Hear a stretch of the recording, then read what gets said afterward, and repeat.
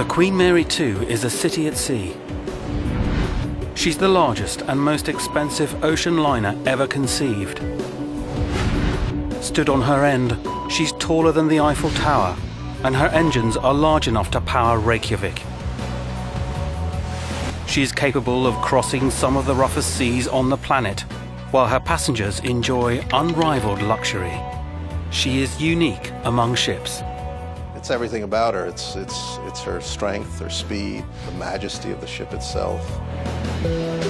In an age when ocean liners have almost disappeared, she is a vessel that few believed would ever be built.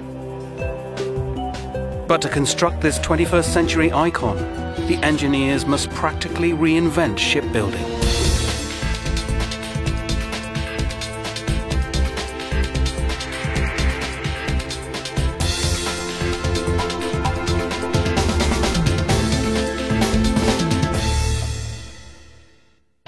In 2007, the world's largest ocean liner, the QM2, is at her berth in Southampton, preparing for her weekly transatlantic voyage to New York. She's only at port for 11 hours. All around her is mayhem. At sea, she earns $60,000 an hour, so a quick turnaround is essential. This is a ship that never sleeps. We arrive around 7 o'clock in the morning, discharge up to 2,700 passengers, embark the same number again, and sail again by 6 o'clock that evening. As well as loading the passengers and their luggage, the crew must take on huge supplies for the 6-day journey. 4,000 bottles of wine, 2 tons of potatoes, and 26,000 tea bags.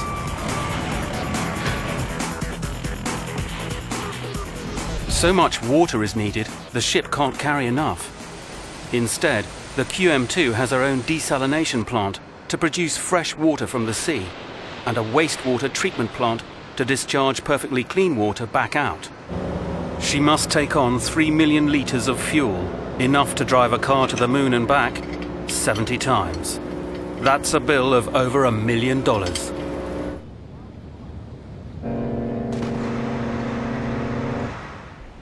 The Queen Mary II sets off on her transatlantic voyage, a 5,000-kilometre journey from Europe to America. This stretch of water once provided a thriving commercial passenger business. Until the 1950s, the only way to travel across the Atlantic was on board an ocean liner. The ship company, Cunard, had a reputation for some of the finest ships. The Lusitania, Queen Elizabeth, Mauretania, and the original Queen Mary ruled the waves. Then, one autumn day in 1958, a fatal blow struck the ocean liner industry, the first commercial transatlantic passenger flight.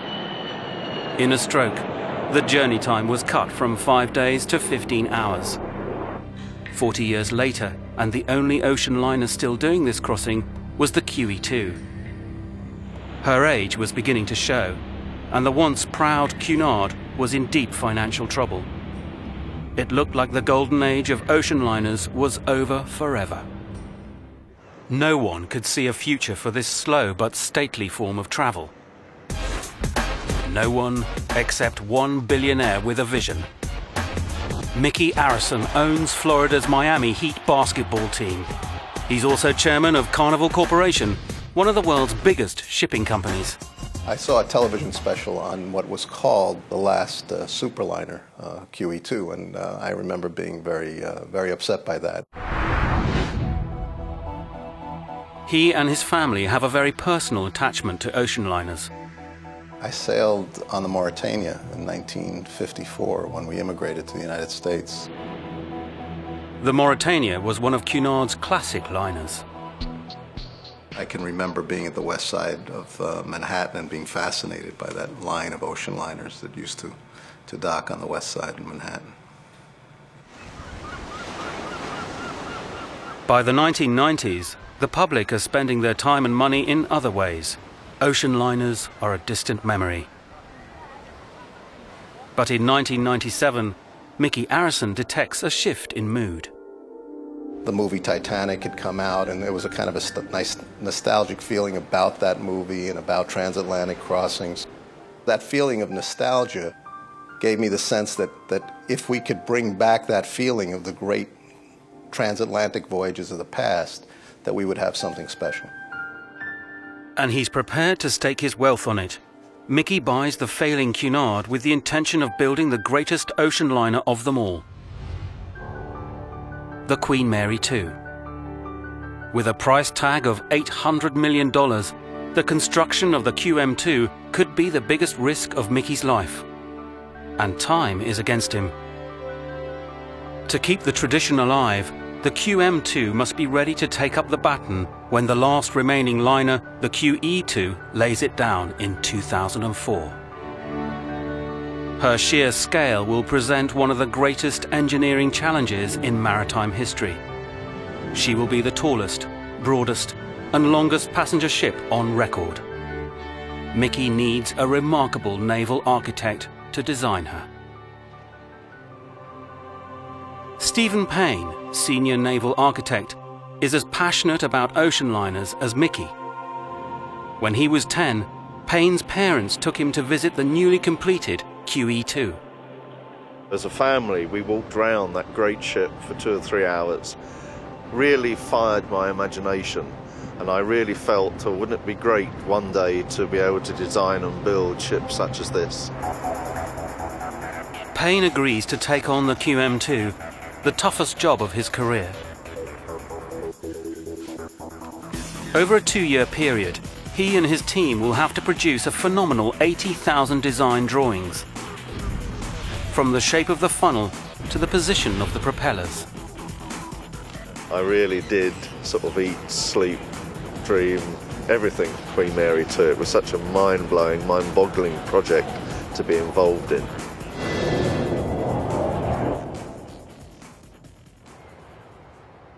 Next, Mickey must find a shipyard with the experience, space, and ambition to build Payne's iconic design. We didn't have the opportunity to make a lot of mistakes and correct it in the future. One place stands out, the French Chantier de l'Atlantique, the shipyard of the Atlantic. It has the perfect pedigree, the birthplace of 2 legendary ocean liners, the France and the Normandy, and a crew of 3,000 shipbuilders. Since 1962, they've been making holiday cruise ships. These are more like hotels at sea and not capable of crossing rough oceans at high speed.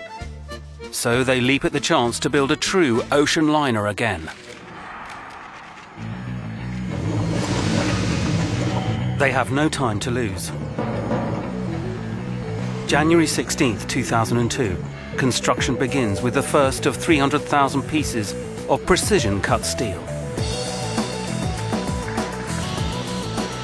1,500 kilometers of welding and over 10 million rivets will combine to form a ship 3 times the size of the Titanic.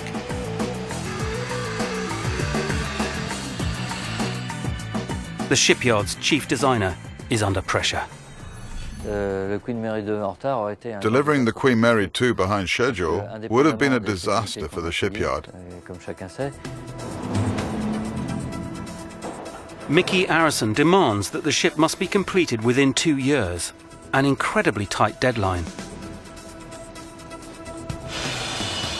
The Chantier team can't afford to relax. Every day the shipyard runs over will cost them $500,000.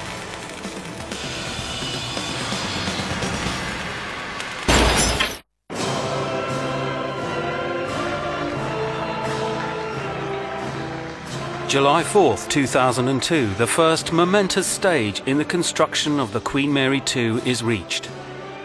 The keel laying.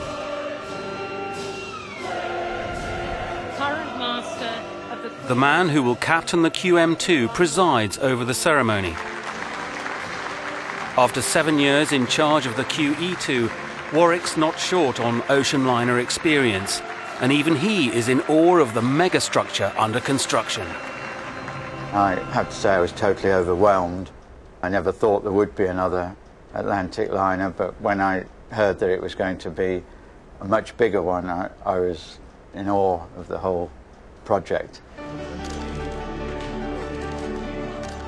British and French coins are placed inside the keel to give the ship and her passengers luck. The construction team can now join the first steel blocks together. The unmistakable shape of a classic liner begins to reveal itself.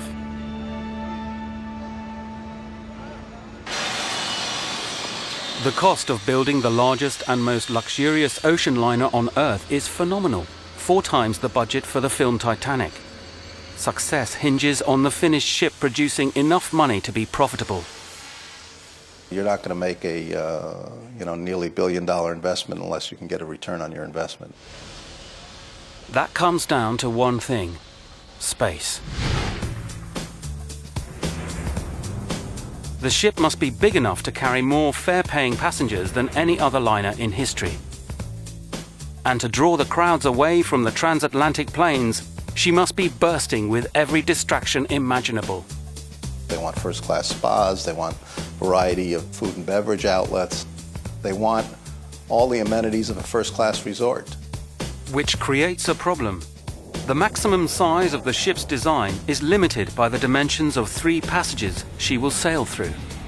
She can be no higher than the Verrazano Narrows Bridge in New York, no longer than the turning area near Southampton, and no wider than the Panama Canal.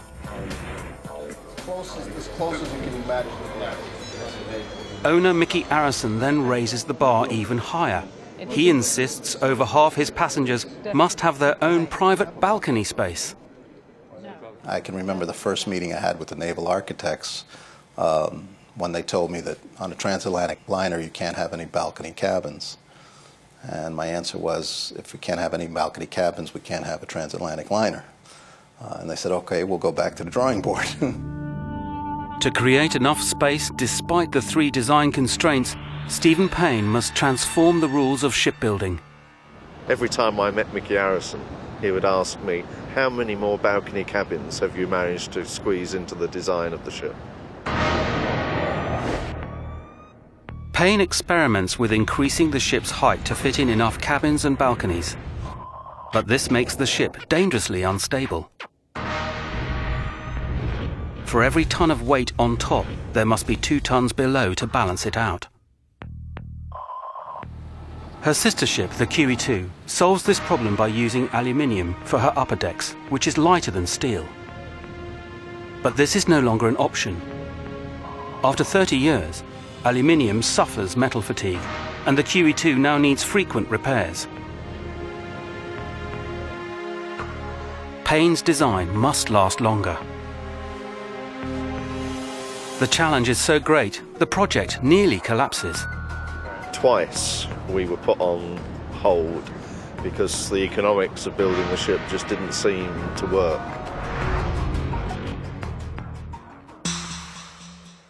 But Mickey insists a solution be found. Eventually, Payne and his team make a proposal: to build a ship that's longer and wider than ever before to accommodate enough passengers. This enormous stable base means they can increase the height and still use steel for the structure. But her beam must be far wider than planned, breaking the initial ground rules. The ship had to be large enough to meet the demands of our guests, and clearly could not be built to go through the Panama Canal. This decision comes at a heavy price. During special round-the-world voyages, the QM2 will be forced to travel via South America instead.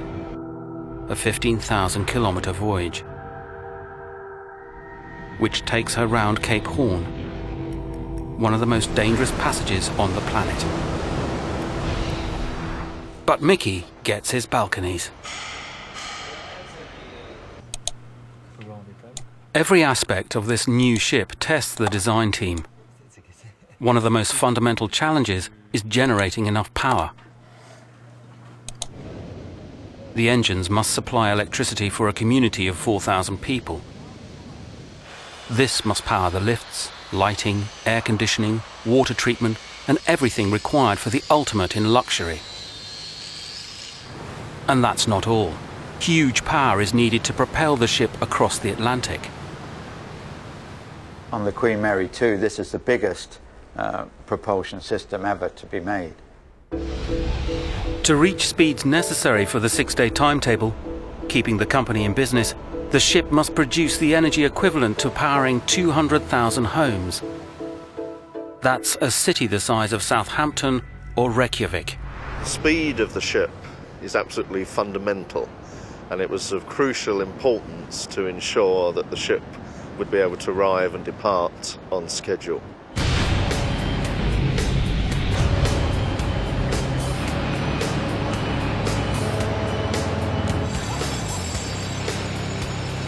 Four giant diesel engines are placed deep in the bowels of the ship for stability. Their size means they cannot be fitted into the completed ship. Instead, the ship must be built around them. The pistons are nearly half a metre across and have a capacity 80 times bigger than that of a double-decker bus engine. Each engine boasts 16 of them, and at full throttle pumps out 17 megawatts of electricity. This pushes the propulsion system to 24 knots, as fast as most holiday cruise ships.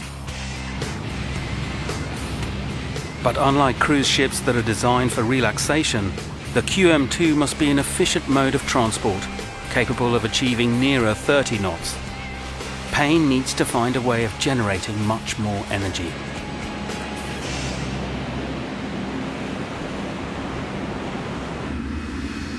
He comes up with an innovative idea. He adds a pair of smaller gas turbines, like those on a Boeing 747, which generate huge power on demand. 50% more than the diesel engines. But there's a knock-on effect. Gas turbines produce a lot of power for their size, but the biggest problem that they have is that they need an enormous amount of air. Drawing this air all the way down to the turbines in the engine room through large ducts would take up valuable space. So the designers defy convention and come up with another idea. Eventually, a very simple and elegant solution was found in that the gas turbines were placed up immediately behind the funnel, where they had full access to the outside air. The turbines are extremely light, originally designed to fly, so putting them at the top of the ship won't affect stability. And that's how the problem was solved.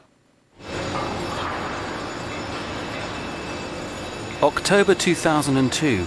With the diesel engines installed, the rest of the ship can now be built around them.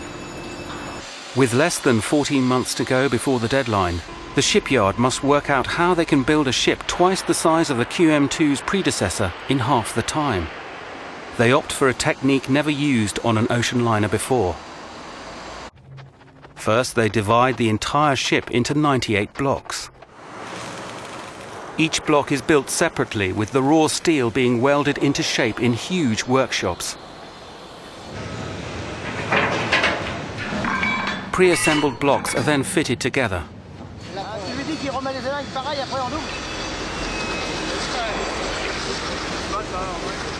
One by one, each of these giant sections weighing up to 600 tons is lowered into place.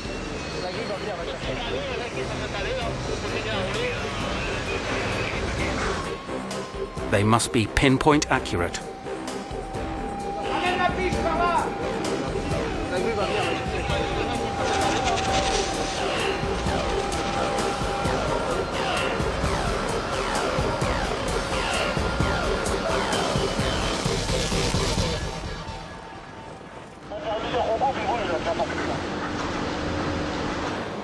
With the sections centimeters away from each other, powerful hydraulic pull jacks hold the blocks in place. The team checks the fit, then welds the section to the growing vessel.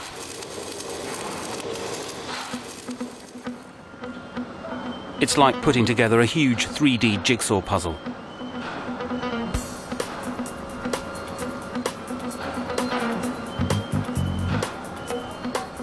As the puzzle comes together, a critical part of the ship starts to emerge: the hull. which must withstand one of the fiercest forces of nature: the Atlantic Ocean. Rogue waves in the Atlantic have long been a staple of mariners' tales, but cutting-edge science has recently proved they're more than just myth. On the Atlantic Ocean, these waves are a terrifying threat. In 1966, an Italian liner, Michelangelo, is hit by a 21-meter wave on its way to New York. The wave rips open the first-class cabins beneath the bridge and kills 3 people inside. 50 more are injured. That event really crystallized my thoughts into making this ship as safe and as strong as possible. Over 50 years, the average North Atlantic wave height has increased by 40%, possibly due to climate change causing more powerful hurricanes. Stephen Payne must create a hull that can withstand an onslaught from the sea. He knows the life of everyone who sails on the Queen Mary 2 depends on his design. He plans 3 groundbreaking elements: an extra thick hull for strength and stability, 50% more than cruise ships. The workers will be trained to weld these steel plates 28 millimeters thick. A radically shaped bow with a protective flare to divert the oncoming waves.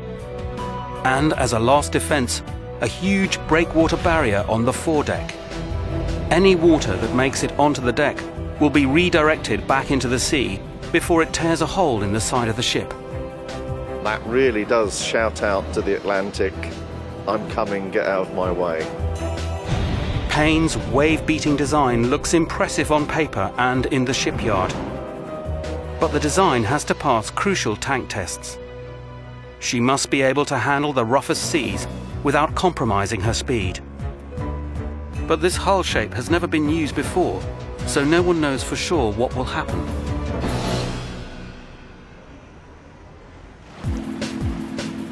Holland has the world's largest seakeeping test basin. It measures nearly 200 meters long by 45 wide and 5 deep, the equivalent of 14 Olympic swimming pools. An 11-meter-long model of the QM2 will test whether the ship can survive the North Atlantic. Guillaume Gaillard is in charge of testing her seafaring ability. You're making sure that you won't have any bad surprise at the moment the ship is delivered. Industrial wave machines simulate hurricane conditions. Stephen Payne really insisted they wanted absolutely to see how the ship would handle the most extreme weather. So of course it's not nice sailing conditions, not pleasant. The model is then sent into the heart of the storm. For the vessel, for the Queen Mary 2, this represents waves of about 16 meter significant wave height, which is one of the biggest, most severe sea states you can find in wintertime on the North Atlantic. The first test begins. Huge waves are deflected to the side of the model's flared bow. The breakwater rapidly disposes of any water that makes it onto the foredeck. Payne's new protective hull appears to work perfectly. But for the next test, the model ship must achieve great speeds. In calm water, it must reach the equivalent of nearly 30 knots. Early results are dire. First test showed that the shipyard would have very, very difficult time in actually achieving the contract speed. The ship must be able to cross the Atlantic in 6 days, or Mickey Arrison's new venture could hit the rocks. Somehow, the QM2 has to go faster.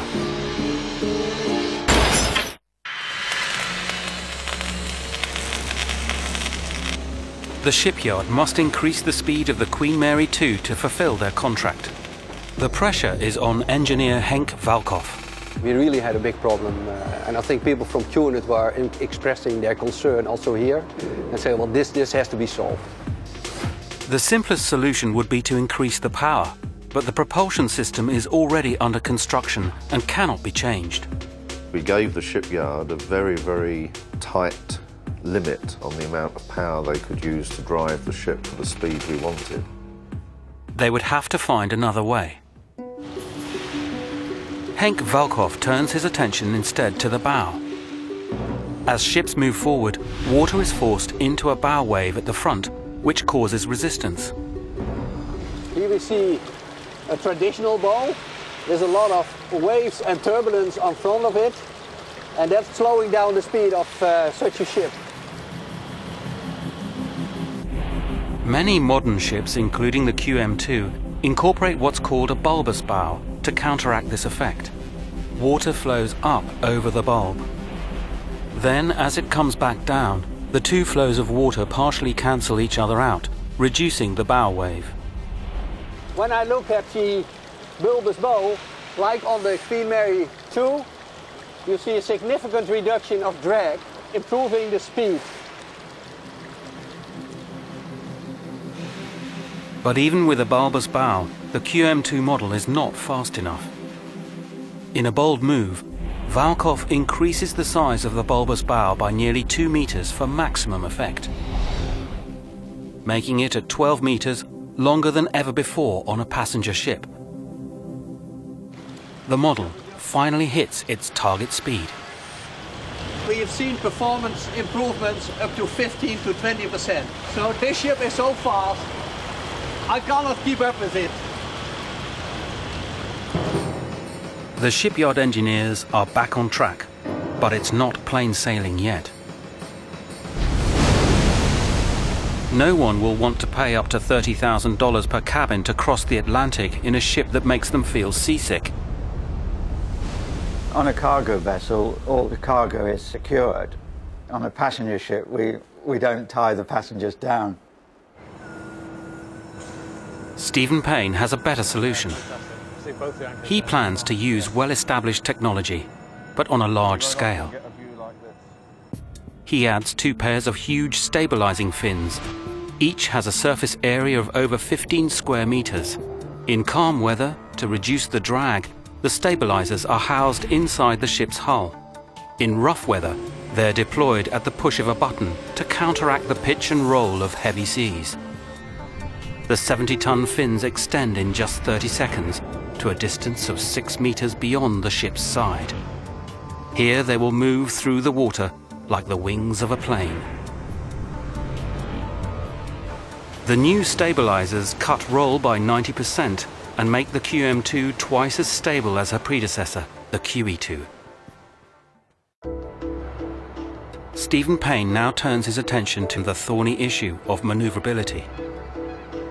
Yeah, because there's different standards between passenger and crew. Commodore Warwick knows that he'll need to control the ship's movements very precisely, especially on the Solent, a stretch of water near Southampton.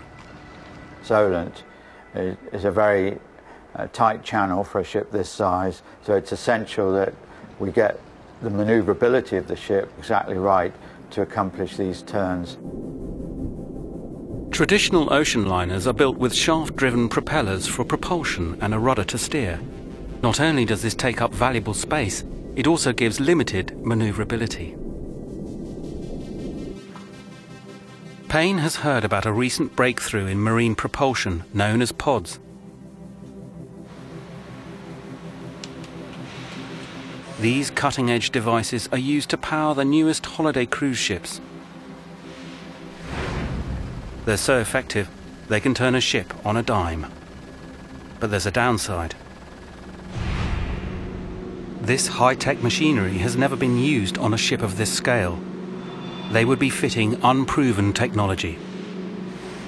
We had to be very, very careful to ensure that by putting 4 pods on the ship, we wouldn't run into any significant difficulties. The designers take the plunge.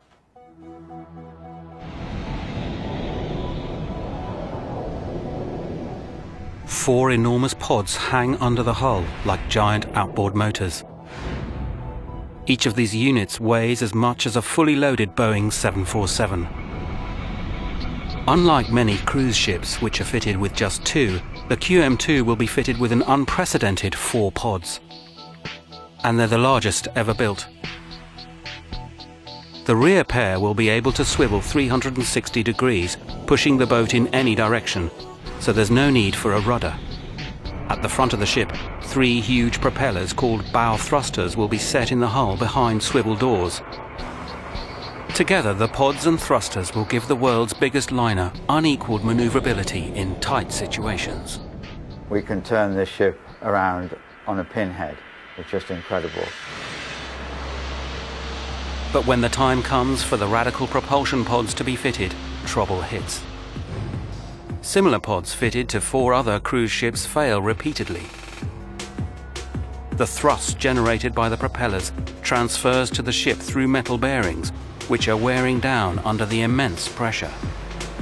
Unable to leave port, the afflicted holiday ships are confined to dock. Multi-million-dollar cruises are cancelled. It's a very difficult thing when you've got a ship under construction and then suddenly you hear that one of the key components of the ship may potentially be a source of problem. These technical difficulties delay the pod's delivery. The schedule is thrown into turmoil. Soon the ship should motor out of the construction dock and into a larger dock to begin the fit-out, powered by her new pods. But without a propulsion system, the QM2 is paralysed. Project completion is planned for just 8 months' time. There is only a narrow monthly window when the lunar tide is high enough to allow the transfer, and the pods will not arrive in time. What should be a glorious moment, the first time the QM2 moves under her own steam, is not going to plan. The appointed day arrives, March 21st, 2003, and the pods are still nowhere to be seen. But the construction team can wait no longer to get her into the new dock.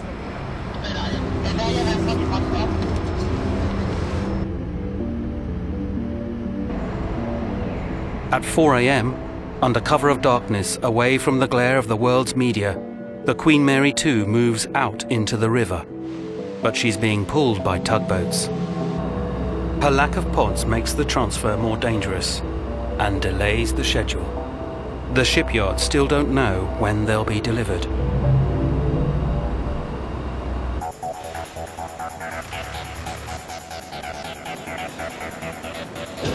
Construction workers can finally begin phase 2 of the project, the fitting out of the QM2. This task is enormous. Not only is she the largest ocean liner in the world, but the work must be done in record time.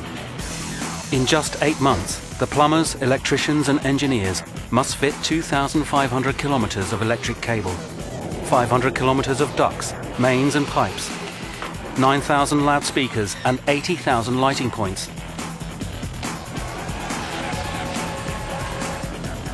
3,000 fitters must install 1,300 cabins, a nightclub, ballroom, casino and theatre, the largest library afloat, 5 swimming pools, a basketball court, and to top it all, a full-scale planetarium.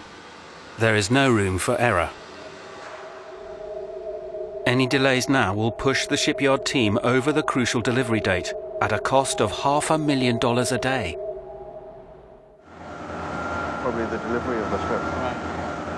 The biggest threat to the deadline is the crisis-ridden pod propulsion system. Finally, after extensive testing and just 6 months before delivery, the new improved pods arrive. People were hugely relieved because the faults were mended. The pods are assembled and fitted to the base of the ship.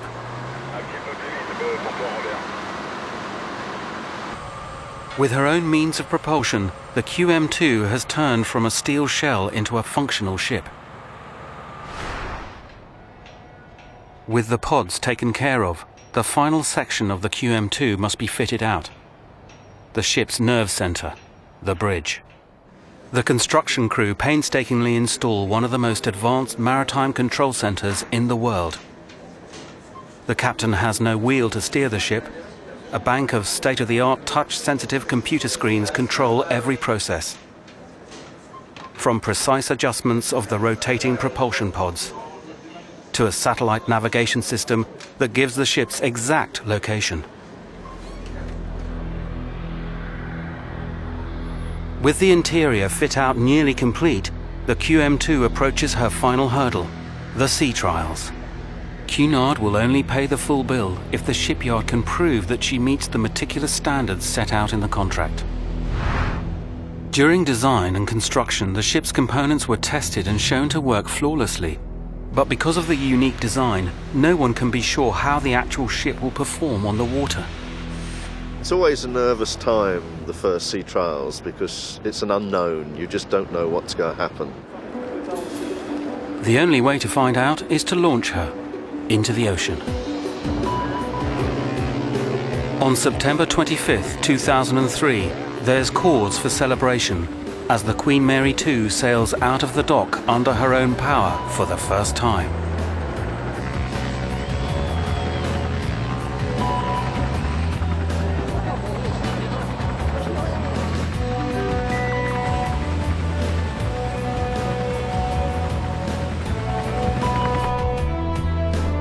The excitement on board the ship and within the town of Saint-Nazaire when this ship moved for the first time under her own power was absolutely unbelievable. For the next 3 days, 40 separate tests are carried out. She needs to pass them all. Anchors are dropped and retrieved. The ship performs crash turns, and the rescue boats are deployed. Everything is going to plan.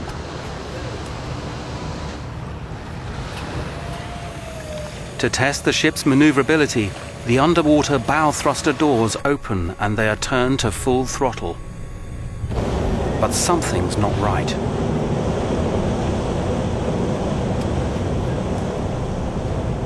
One of the bow thruster doors inadvertently closed when the thruster was running and the door was blown off.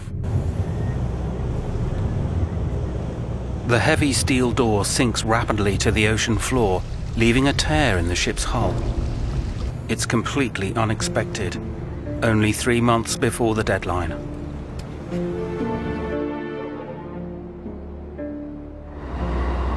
The Queen Mary 2 limps back to the shipyard. This is a grave wake-up call. The hydrodynamics of the ship will be seriously affected. With one of the doors missing, it would mean that there would be a lot of turbulence, which would slow the ship down. The speed trials are in just 4 weeks, but the suppliers can't make a new bow door in time. The shipyard has no choice but to try to make this precision piece of technology themselves. As the engineers worry about the bow door, the decorators also have a huge task ahead of them. 250,000 meters of flooring and carpet and works of art worth $7 million must fill vast public rooms and endless corridors. The hull needs 200,000 liters of red and black paint, but the QM2 must also be thoroughly green, so the paint used is non-toxic to marine life. With just 3 months until delivery, they can't afford any setbacks. After a month of feverish activity, the decorators are well on course to finish by the delivery date, and the engineers complete the bow door just in time for the speed trials.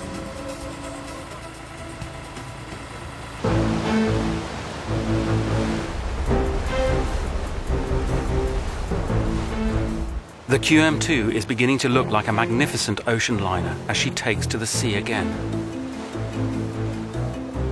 The designers have specified that the ship must be capable of a speed of 29.35 knots to cross the Atlantic on time, an ambitious target for such a large ship.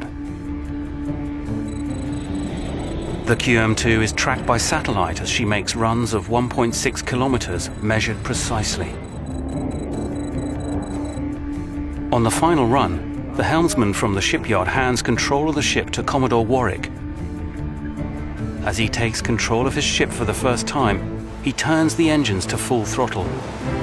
The speed hits a peak of over 30 knots. With an average of 29.62 knots, she is faster than specified in the contract. Everyone is delighted.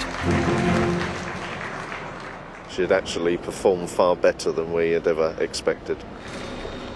The ship workers are rewarded for their excellent work when Cunard and the shipyard plan an open day. On the 15th of November 2003, the proud workers show off the ship to their families. Visitors stream on and off the liner to see the luxurious rooms inside. But then disaster strikes. A gangway above the dry dock collapses. 16 people plunge to their deaths on the concrete floor 20 meters below. 30 more are injured. Tragedy of that event was definitely the low point.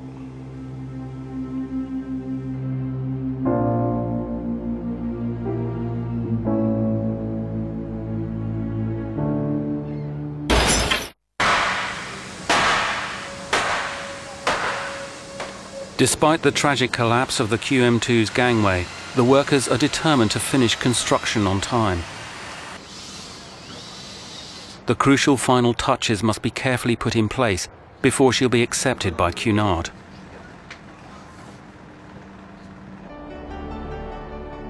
Against all the odds, after a month's hard work, the QM2 is finally ready for delivery, on the very day that had been specified 2 years before. On Boxing Day 2003, the completed Queen Mary 2 leaves Saint-Nazaire and is delivered to Mickey Arison. It was a euphoric day. I felt that we'd really accomplished something very, very special. Queen Elizabeth II agrees to name her in a spectacular ceremony. May God bless her and all who sail in her.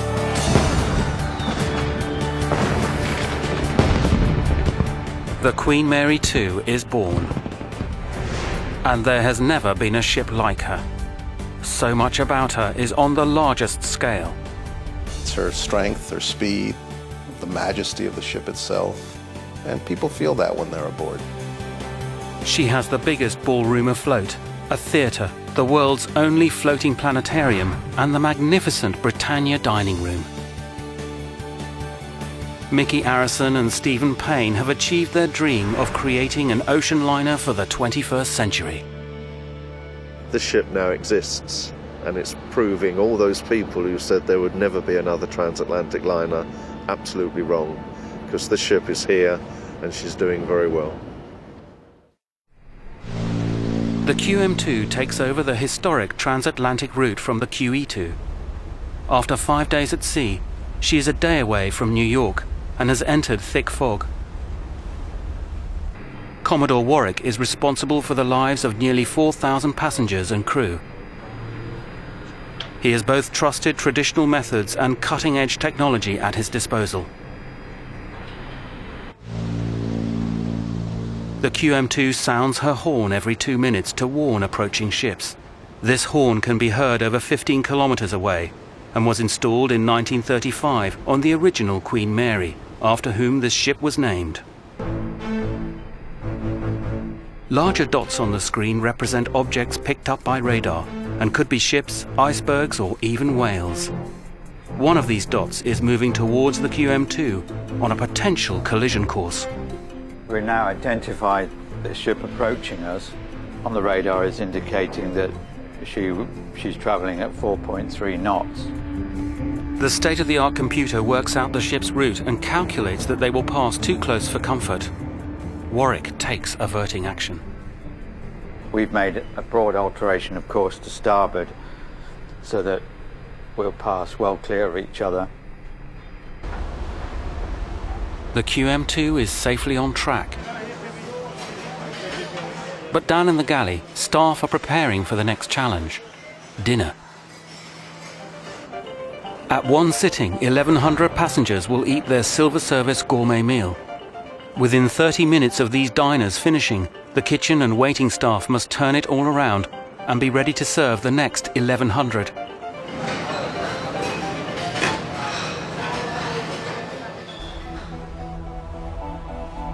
Early the next morning, they finally arrive at the port of New York.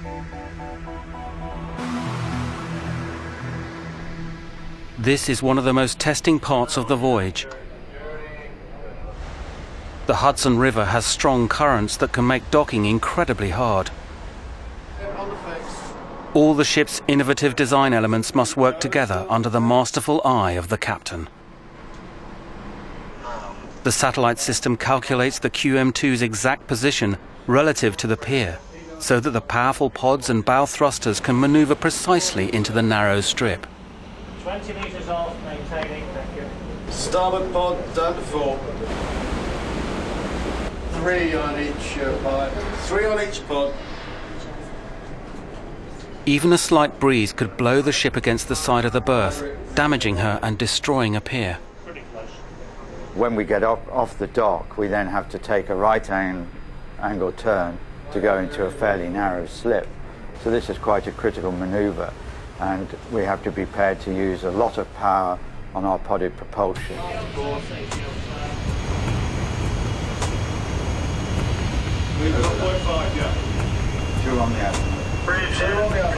Commodore Warwick guides the vast ship perfectly into the berth. Stop the azimuth pods. 2 ahead. Thank you, Okay, that's it, guys. Once she's docked in New York, the QM2 has just 10 hours to load up, turn around and be ready to do it all over again.